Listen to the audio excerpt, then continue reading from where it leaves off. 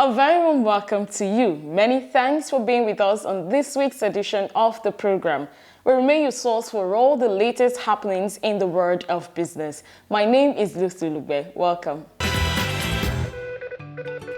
On our lineup this week, first we join Faith and her guest, Professor Segun Ajibola, a professor of economics, Babcock University, Ogun State, of the CEO Rendezvous for the continuation of their exclusive session where they discussed the current state of the Nigerian economy, a critical look at our fiscal and monetary policy.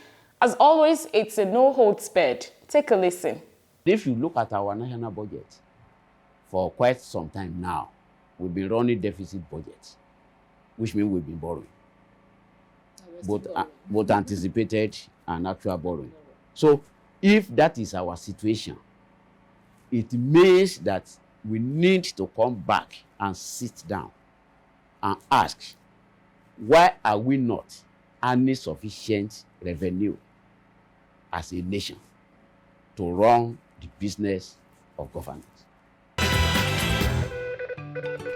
On this edition also, we will bring you a rerun of highlights from the commissioning of the ultra-modern Secretariat of the Nigerian Insurers Association, NIA. The unveiling of the Insurers House coincided with the 50th anniversary celebration of the NIA. As expected, operators rolled out the drums to celebrate this two-in-one historic event. Let's check out excerpts from the very colorful event.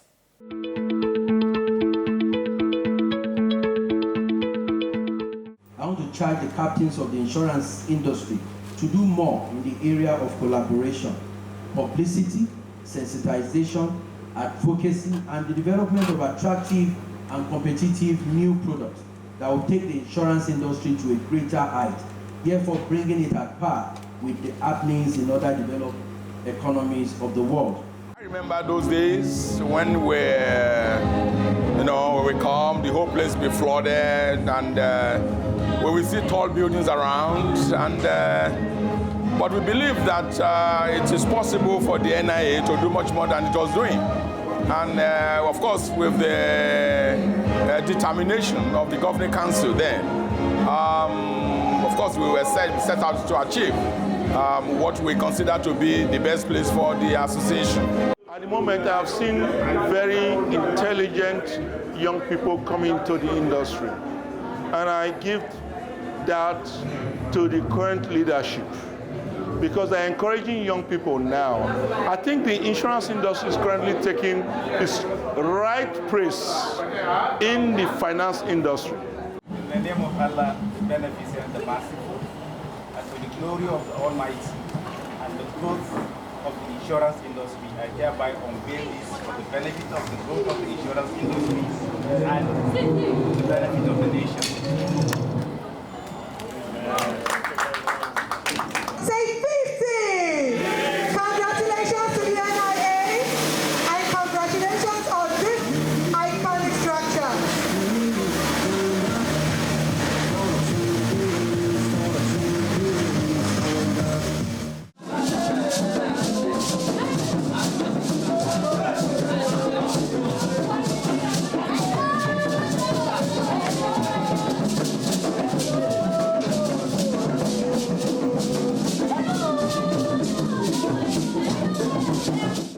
What more can I say than to urge you to sit back, relax, and enjoy the lineup.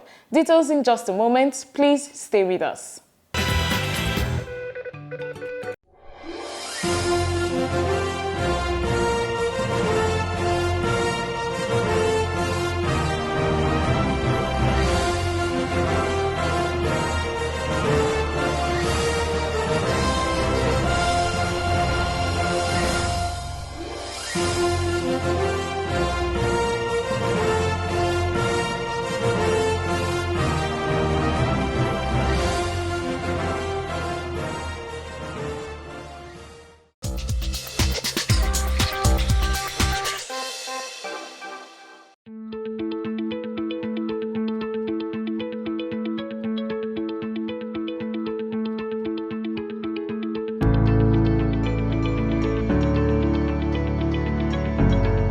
Would you say because those who have the skill set to monitor what the farmers are doing that are not there is part of the reason why some people are of the opinion that in terms of assessment of the CBN Anchor Borrowers Program, that they've not seen much impact given the current state of high food prices and all of that. And a lot of people have said, so where is the rice pyramid? Where all those money that have been lent to farmers?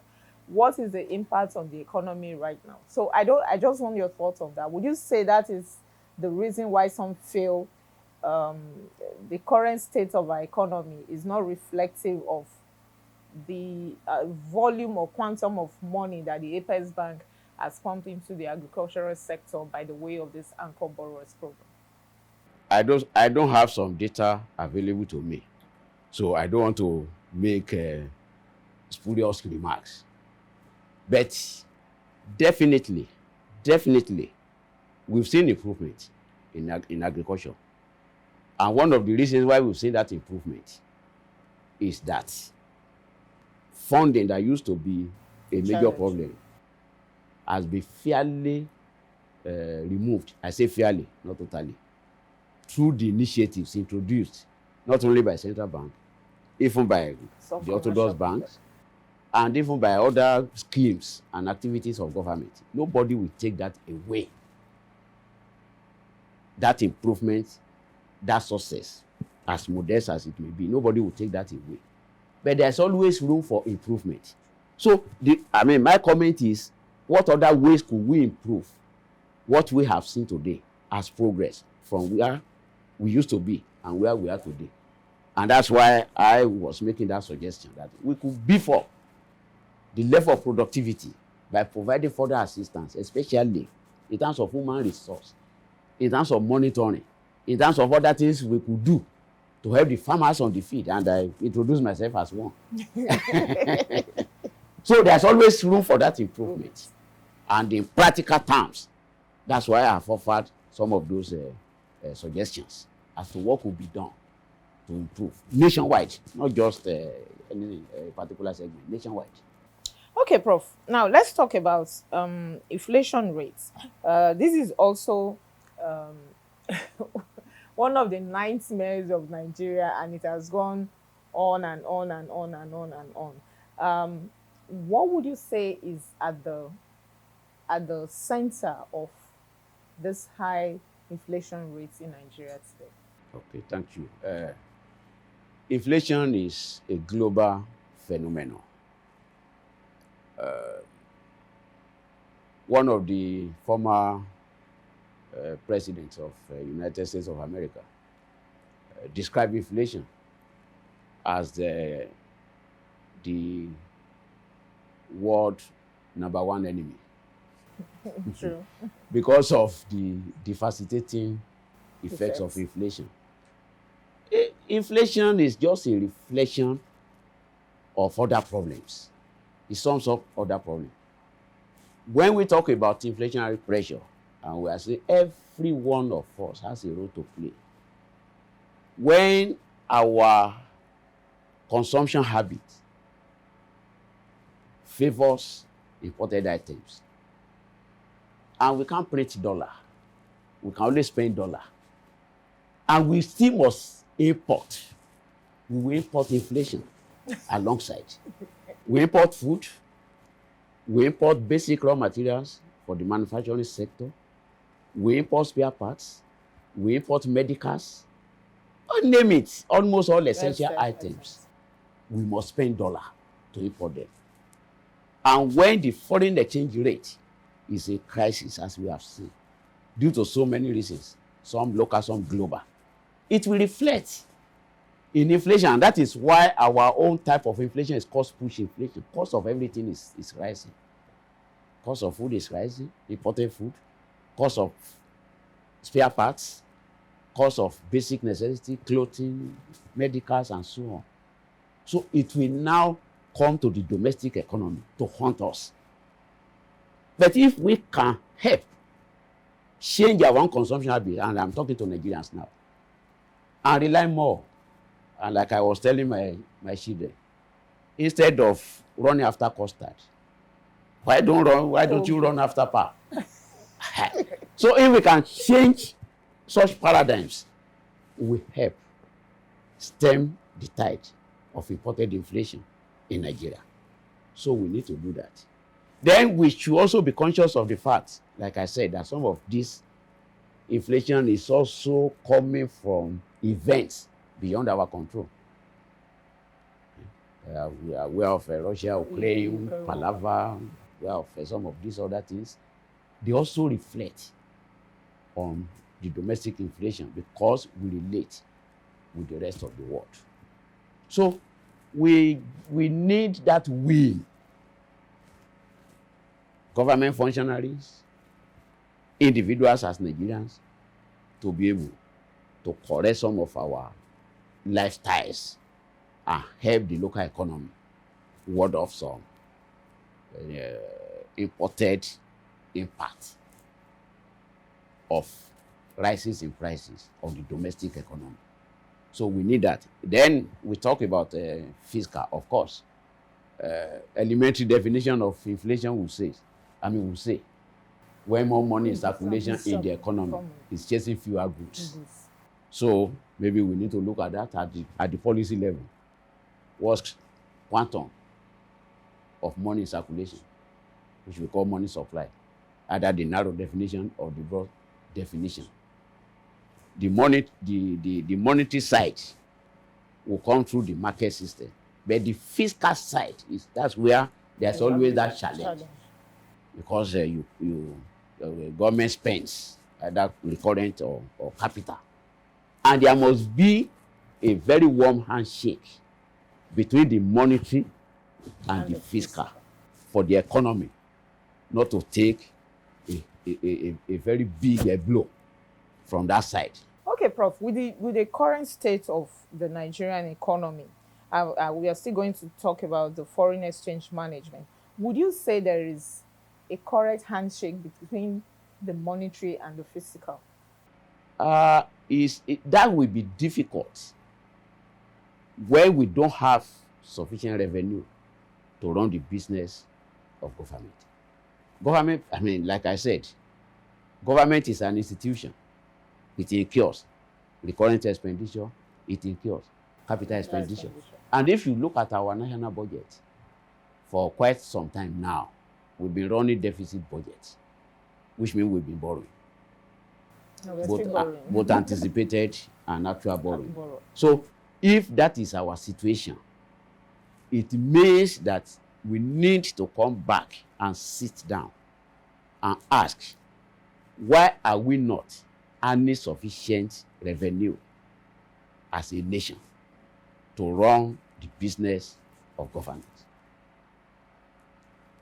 Tax, do we need? Definitely in Nigeria, if we have to face the facts, we still need more to come to the tax net to reduce tax evasion. The informal sector, we still need a structure. We need an apparatus. We need a template to bring them to the tax net, to beef up our revenue, the level of our revenue. So we need to expand that revenue base, not necessarily by taxing the existing taxpayers, but by looking at those who are not even in the tax net. Because if you, it's like what we call equilibrium in economics. It's either you generate your own revenue, or you look for somewhere to plug the deficit. So that's the challenge of fiscal management. When you don't have enough revenue to even take care of basic things, you have to pay salary, you have to incur overheads, and so on and so forth before capital expenditure.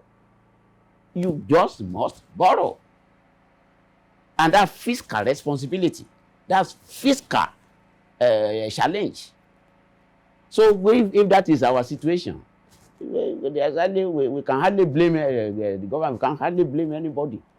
When you say we can hardly blame anybody? No, like I said, the challenge is, what do we do to expand the revenue base? What do we do to stem tax evasion? So what do we do? And of course, prudence in management.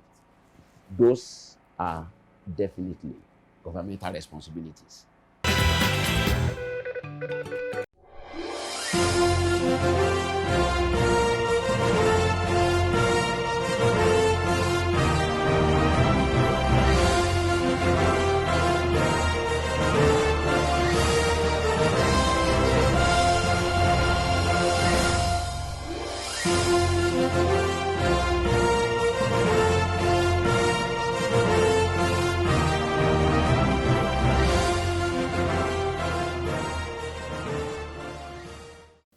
All right, welcome back.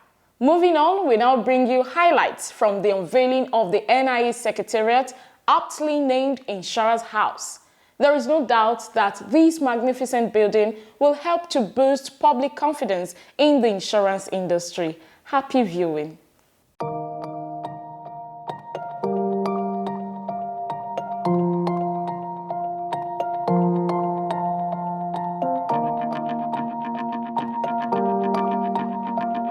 Premiumbeat.com.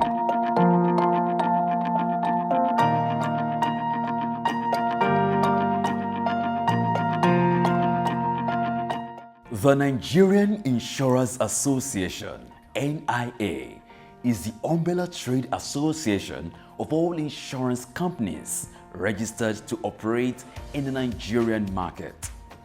Founded in 1971 as a not-for-profit organization, the NIA has indeed come of age.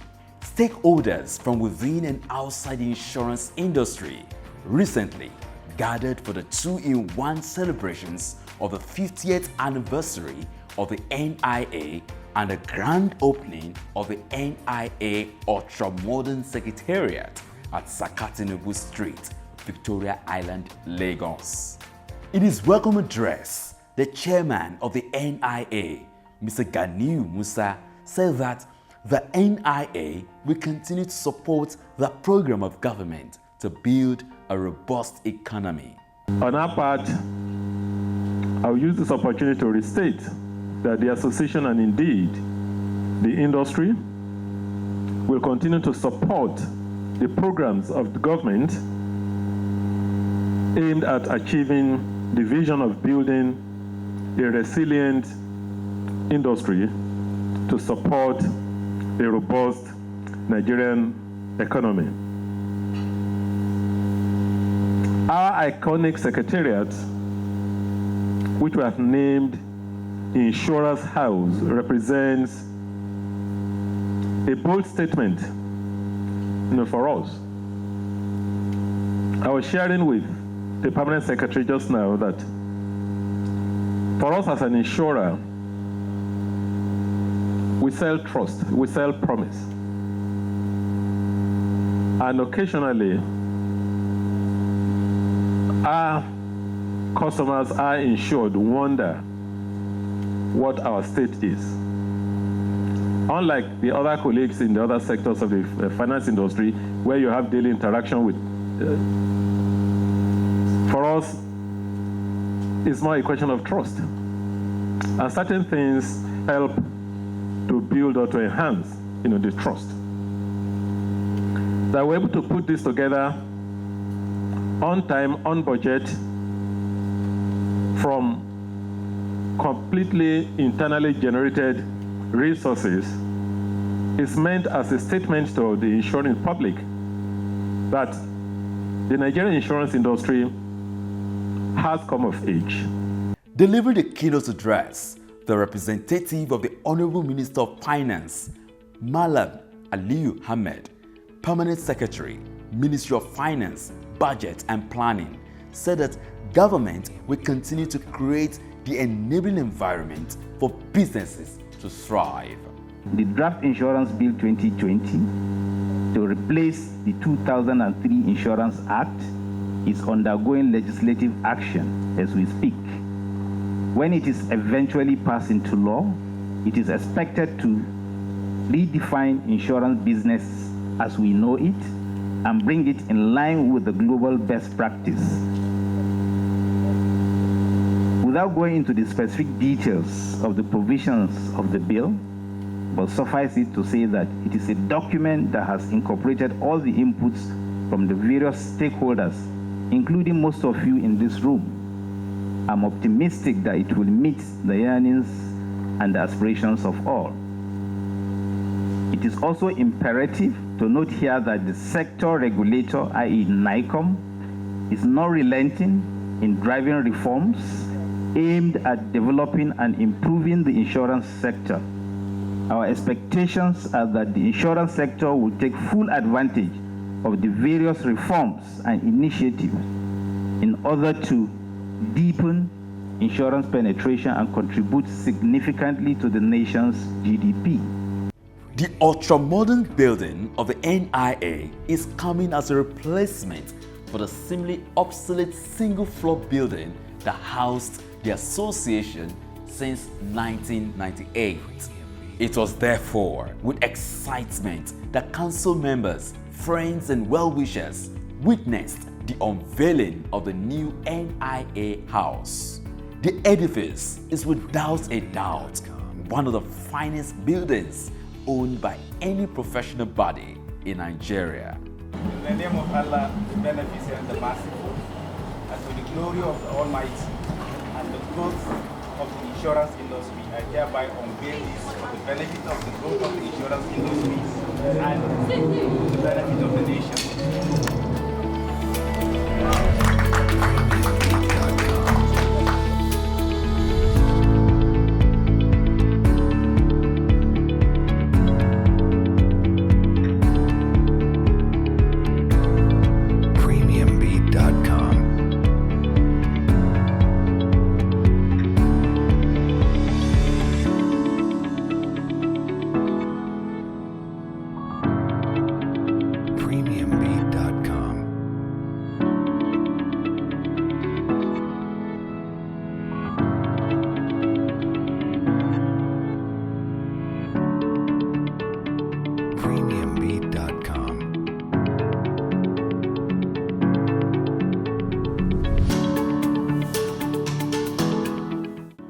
The twin event also featured presentations to individuals that have served in various capacities in the last 50 years of the association. Premiumbeat.com.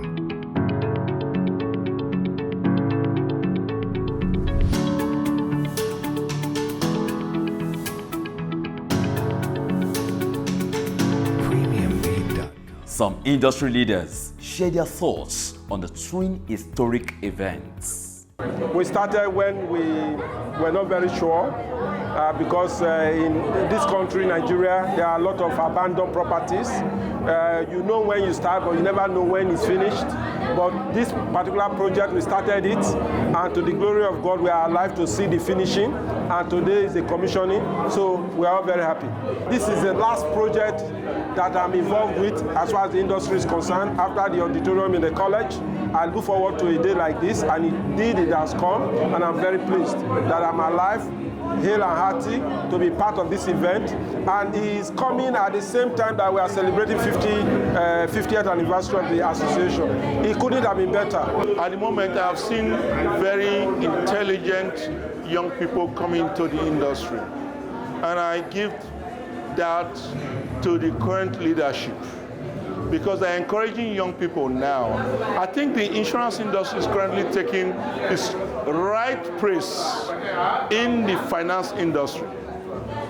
We are now elevated to where we should have been in the first place. I'm quite excited. Seeing this structure here, I'm quite happy. I'm excited. Because I was actually here the very last day. I was at the governing council meeting, the very last meeting we had in the old building. And I was here on the day the foundation for this structure was laid. And, you know, I kept imagining, how will this be? The ultra-modern insurance house has once again brought to the fore the beauty of comradeship. It is, however, worthy of mention that the Director General and CEO, Mrs. Yetunde Ilori, was at the center of it all, pooling resources and manpower together for a noble cause. We engaged Cardinal Stone. They gave us all the breakdown of how we were going to get the money. But big thanks to COVID, because we never had to borrow a dime. So celebrate yourself. That's how this building came about. So thank you all to all the chairmen of companies and MDs of companies that are here, the council members, the building committee. You all made it possible. And to the people that are here to pay me. 50 years and an ultra-modern building. Here is hoping that the NIA will record even greater successes in the next 50 years.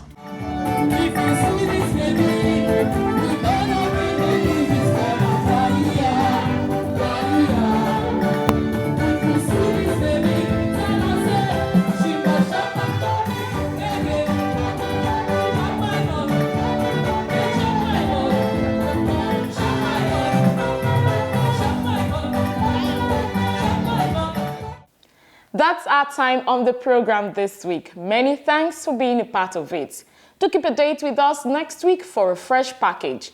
But in the meantime, feel free as always to connect with us on all our social media platforms. Also keep a date with us every Wednesday by 9:45 a.m. live on Naija FM 102.7 for our flagship Pidgin English program, Waiting Insurance They Do Safe, powered by NICOM. My name is Lucy Ulugbe. Until next time, and from the entire team, it's goodbye.